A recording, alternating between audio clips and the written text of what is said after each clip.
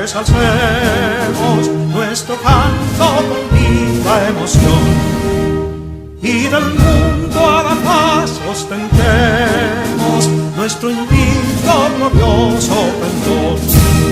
Salve el pueblo que intrépido y fuerte a la guerra a morir se lanzó, cuando en bélico reto de muerte sus cadenas de esclavos rompió. Señor director, démosle la cámara aquí a los invitados, a los distinguidos invitados que tenemos hoy en día, que son miembros del movimiento Guardianes de la Constitución.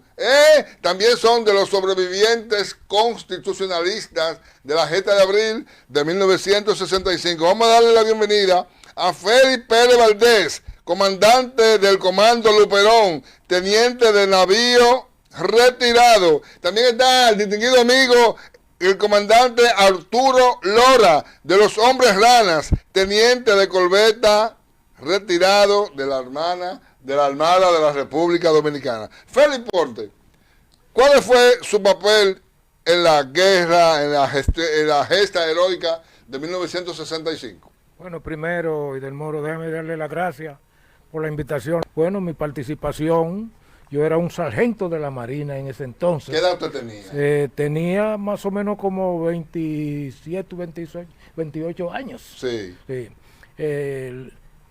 Tuvimos una participación empezando en la cabeza del puente. Sí. En la cabeza del puente Duarte. Sí, en la cabeza del puente Duarte, enfrentándonos a la tropa del CEFA. Pásenme el micrófono al comandante Arturo Lora. ¿Cuál fue su participación en la gesta de abril de 1965? Sí, buenas tardes. Mi nombre es Arturo Lora, uno de los combatientes de la guerra de abril, de los Hombres Rana.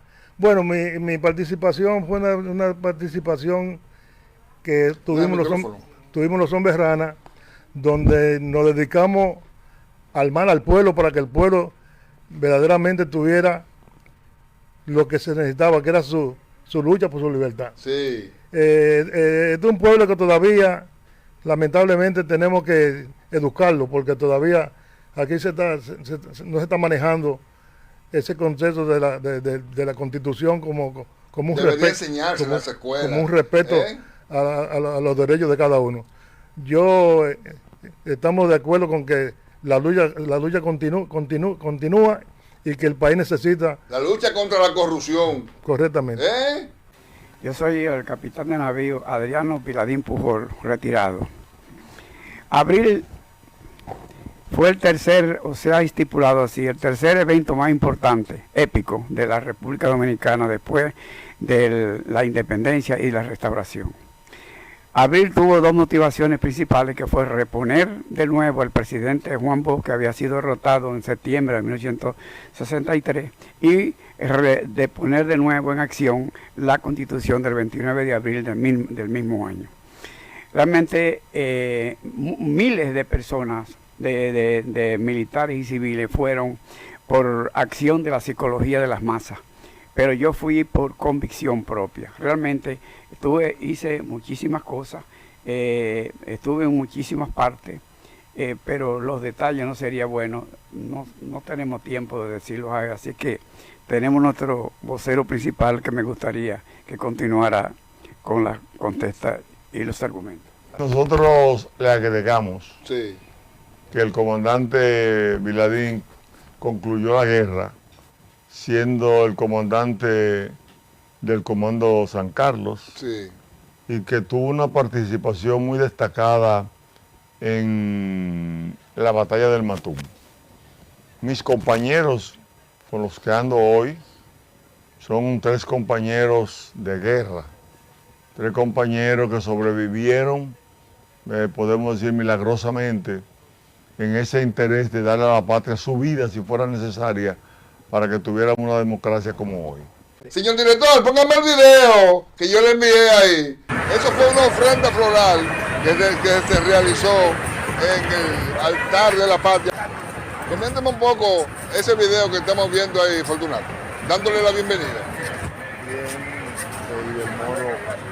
Esa es una ofrenda floral que realizamos de las últimas, donde, como de costumbre, nosotros vamos al altar de la patria cada fecha histórica, Sí. patriótica. Ahí estuvimos el 24 de abril, el 24 de abril pasado. Ahí estamos viendo a muchos compañeros. Los vestidos de negro son los compañeros que eran militares activos el 24 de abril. Sí. Y los vestidos de caqui eran combatientes civiles, todos ya con mucha edad, todos, si se quiere, con la necesidad de que el Estado Dominicano lo coloque en el sitial que le corresponde. Sí. La patria es defendida, pero el Estado tiene que defender a los patriotas y tiene que hacer del reconocimiento a los patriotas una semilla para que las presentes y futuras generaciones entiendan que la defensa de la patria conlleva riesgo de muerte, de persecución, de cárcel, pero que también lleva reconocimiento de parte del Estado y la sociedad. Sí. Qué importante que hablemos, en esta parte que nos queda, de lo bien que va el país con relación a la propuesta del presidente de la República de esa reforma a la Constitución. El país debería de celebrar desde ya las ventajas de las disposiciones que se van a cambiar en la Constitución. Porque es interesante que se celebre. Y ahora yo digo, ¿por qué es realmente interesante? El país comenzó en el año de 1844 con la Guerra de Independencia. Y al comenzar con la Guerra de Independencia, en una época en que estábamos ruralizados, todo era un monte, el país, no habían carreteras que unieran a los pueblos como San Pedro Macorís, la capital, Santiago, la capital, Barahona, la capital, y Asua. Éramos un país muy atrasado, donde habían pocos recursos económicos, donde no habían industrias, todo lo que se hacía no pasaba de artesanías en el país. Así comenzó la República, pero la República comenzó a tener presidentes caudillistas, o sea, la época del caudillismo militar que encabezó primero Pedro Santana, que fue el primer presidente de la República, y que luego siguió Buenaventura Báez. Buenaventura Báez y Santana fueron los caudillos de la primera parte de nuestra independencia, del 27 de febrero de 1844 al 18 de marzo de 1861, cuando se anexó el país a España. Pero cuando llegó esa anexión y se combatió y vino la guerra restauradora, cuando eso se produjo, el país siguió peor en términos de gobierno, en términos de caudillismo, al extremo de que del 1865 a 1879, en 14 años, tuvimos más de 21 gobiernos. La Constitución no servía para nada para ellos. Lo que servía era el poder militar que tenían, el poder de las armas, hasta llegar Luperón al poder, a representar el Partido Azul. Y sin embargo, el Partido Azul que encabezó Luperón fue destruido por el general Ulises Heró, que fue lugarteniente de Luperón en la guerra restauradora. El pueblo solamente valía para elegir como ellos quisieran, pero los que llegaban al poder eran los que determinaban quiénes iban a ser los favorecidos. Y los favorecidos eran los más allegados a esos caudillos.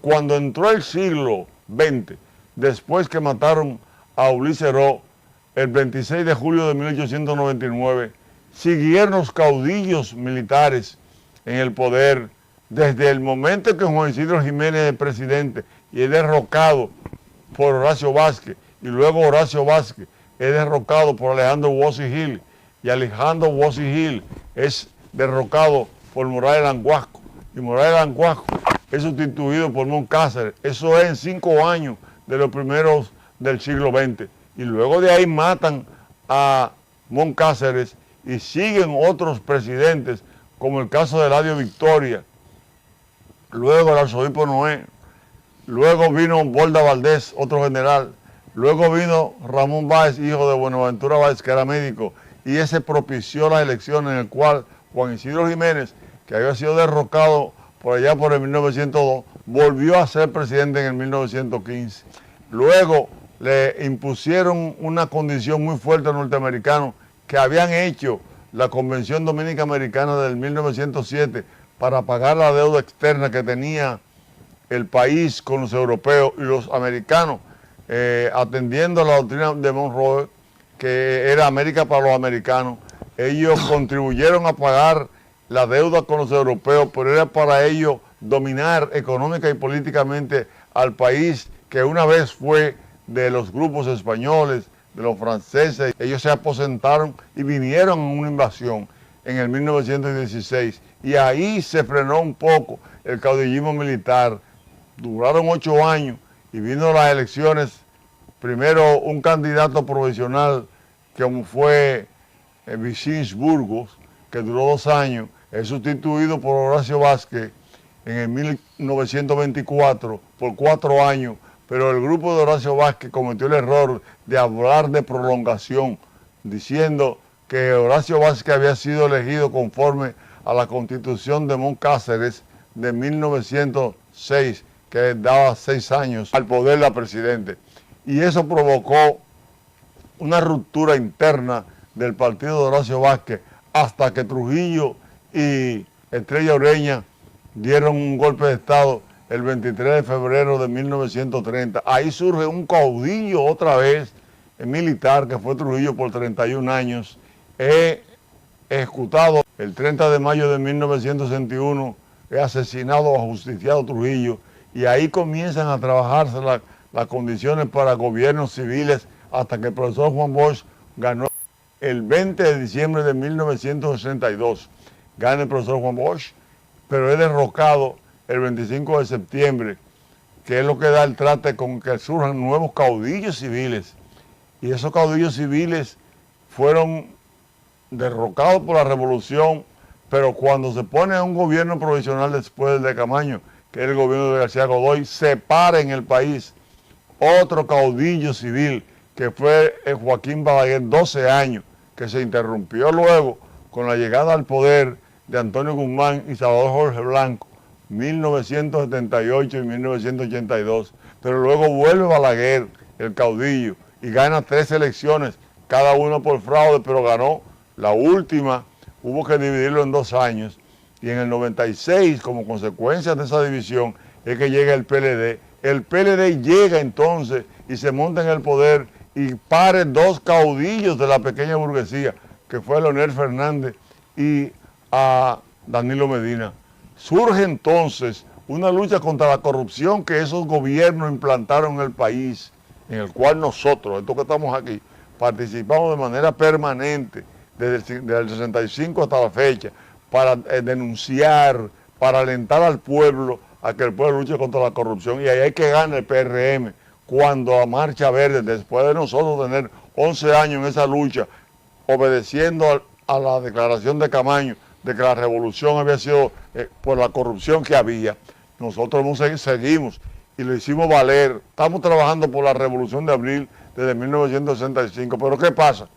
Surge Luis Abinader en la lucha contra la corrupción, y él va a combatir la corrupción y crea al llegar al poder lo que es en la práctica el Ministerio Público Independiente, ese ministerio que ha perseguido la corrupción hasta donde ha podido, y que ahora el presidente va a someter a partir del 16 de este mes una reforma constitucional cuya ley de convocatoria ya está elaborada. Y esa ley de convocatoria ya ha dicho cuáles son los artículos que se van a sustituir en la Constitución, que se van a reformar. Ya nosotros ahora, cuando se le ponga el candado que diga en el artículo 268 de la Constitución, que se le añada lo que plantea el 124, como dice la ley de convocatoria ya, que ha sido dada a conocer a los medios. Cuando se diga, por ejemplo, que los presidentes que han sido que han ido al poder 2 veces no podrán ser elegidos jamás, ni él tampoco, porque va a poner un transitorio para que se explique en la Constitución que él no va. Es el primer presidente que se pone un candado él mismo y que le ha puesto a los demás un candado. Y ese candado le va a abrir la llave a la democracia en República Dominicana. ¿Por qué razón? Porque si Leonel Fernández o Danilo Medina vuelven a ser candidatos, se han considerado mesiánicos, caudillistas. O Hipólito. O Hipólito tal vez, o el que venga de ellos, porque Sí. Hipólito fue una sola vez presidente. Okay. Le cabería uno más. Okay. Entonces, ya esos caudillos van a volver al soborno para votar, no a educar para que la gente vote por mérito y profesionalización, como establece el artículo 142 de la Constitución. La democracia va a salir siendo una democracia constitucional a partir de la aprobación de esa reforma constitucional, donde ya no haya más caudillos que vayan al poder aupados por la cantidad de dinero que se han robado muchos de sus compañeros, muchos de sus amigos. Las elecciones viciadas por el soborno se acabarían cuando aquí no haya oportunidad de tener caudillos que vayan al poder siempre impulsados por el dinero de la corrupción, que es el daño más grande que se le ha hecho a la familia dominicana, que es el daño más grande que se le ha hecho al pueblo dominicano, porque el dinero para el desarrollo y la vida feliz del pueblo se la llevan los ladrones que van al poder a robarse el dinero del presupuesto. Y nosotros nos oponemos a que aquí siga una política que no tenga... Nosotros, usted se refiere a los guardianes de la Constitución. De la Constitución. Sí. Nosotros nos oponemos militantemente a que en el país continúe el liderazgo político haciendo uso y abuso de los recursos del Estado para perpetuarse en el poder. Nosotros entendemos que hay que educar al pueblo, que tiene que haber una lucha contra la ignorancia, que si el presidente Luis Abinader logra, con la mayoría que tiene, que se reforme la Constitución, que se haga un plan de educación masiva para que el pueblo dominicano aprenda a manejar sus derechos y deberes, para que se defienda, para que tenga conciencia, para que rechace a todo aquel que en unas elecciones quiera comprar los votos para ganar. Porque hemos dicho que el que compra los votos para ganar es porque va a gobernar mediante el robo, gobernará para robar. Entonces eso hay que pararlo. Este es un país que fundó la primera universidad de América, 1528. Este es un país que tiene la primera catedral de América. Aquí se hizo la primera capital. Aquí comenzaron, la civilización que se pudo traer de Europa comenzó aquí. Pues aquí va a comenzar la verdadera democracia. La democracia que se respete cuando se haga lo que hay que hacer, que es que se cumpla con la ley y punto. Ese es el paso. Por eso murieron en 4 meses en la revolución solamente 2.850 civiles en favor de una democracia honesta, como fue la democracia que representó el gobierno del profesor Juan Bosch. Aquí murieron 600 militares de nosotros, 500 de San Isidro, murieron 325 policías, murieron también 44 norteamericanos en esos 4 meses, que luego murieron más, y en los 12 años de Balaguer murieron más. Miles de personas han muerto para que aquí haya una democracia donde se respete la ley. Entonces, nosotros felicitamos la iniciativa del presidente Luis Abinader. El pueblo sabe que apoyamos esa reforma constitucional porque este país no puede tener una constitución pensando en que es un pedazo de papel. No, la constitución, la supremacía de la constitución está contenida en el artículo 6 de ella misma y establece que toda la persona u órgano que ejerzan potestades públicas están sujetas a la Constitución, norma suprema y fundamento jurídico del Estado Dominicano, donde nadie puede ser nombrado en un cargo para ignorar la Constitución. Al contrario, la Constitución es el alma de la acción y la dinámica política y económica de este país. La Constitución establece cómo se recaudan los recursos para un presupuesto. La Constitución establece quiénes están encargados realmente de que se fiscalice y se controle los gastos públicos, desde los ayuntamientos hasta el gobierno. La Constitución es la norma para que este país se convierta en un país ejemplar en el mundo, como fue en principio. Aquí comenzó con el Sermón de Montesinos, en el 1511, comenzó la defensa de los derechos humanos de los indios, y prácticamente la primera defensa en el mundo de los derechos humanos. Entonces nosotros somos pioneros en los cambios cualitativos que tienen que tener los pueblos. Inclusive en la Navidad de 1522, la sublevación primera de esclavos negros se dio aquí en la República Dominicana. Entonces nosotros entendemos que en la República Dominicana puede haber una constitución avanzada y que se cumpla. Una constitución que le ponga candado al extremo que han llegado los poderes políticos. Tiene que haber límites jurídicos que le digan, ya usted no puede ser más, y que los que han robado de alguna manera vayan al banquillo los acusados, porque ese pueblo que pasa hambre, esos jóvenes que reciben una educación sin gran calidad, ese pueblo que no tiene las medicinas para curarse, ese pueblo que muchos hijos se crían en bandoleras, como podríamos decir, porque los padres se divorcian por no estar bien formados o no tener trabajo. Esa situación de anarquía social que hay se tiene que acabar, pero es haciendo buen uso de los recursos económicos, donde no se roba el dinero alcanza, donde los padres no se beben los cuartos en la calle, el dinero alcanza. Porque si usted no puede comer bistec, usted come espagueti, usted come tallota, pero come. Lo malo es que los hogares no tengan con qué comer y que los jóvenes se críen sin los grandes ejemplos que tienen que dar los políticos que van al poder. Felicitamos al presidente y le pedimos a todo el país, toda la gente decente, todo el que quiera una mejor nación, como quisieron todos los muertos por la patria. Todos ellos merecen que este país sea el país que ellos soñaron.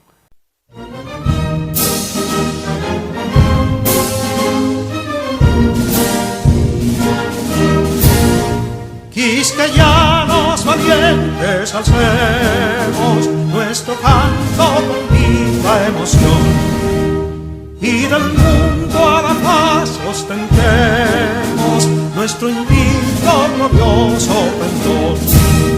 Salve el pueblo que intrépido y fuerte a la guerra a morir se lanzó, cuando en bélico reto de muerte sus cadenas de esclavos rompió.